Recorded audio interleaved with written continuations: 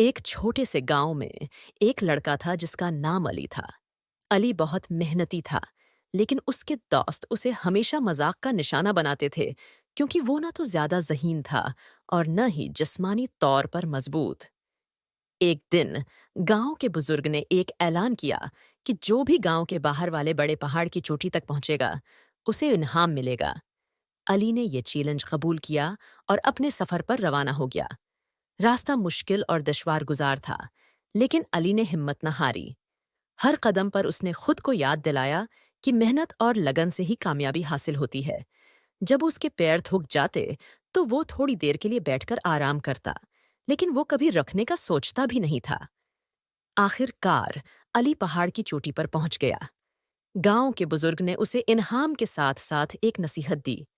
कामयाबी उन्हीं को मिलती है जो मेहनत, सब्र और अज़्म के साथ आगे बढ़ते हैं। अली की कहानी सुनकर गांव के बच्चों ने सीखा कि मेहनत और लगन से किसी भी मुश्किल को आसान बनाया जा सकता है, और अली की मेहनत की मिसाल ने उन्हें हमेशा के लिए मुतासिर कर दिया।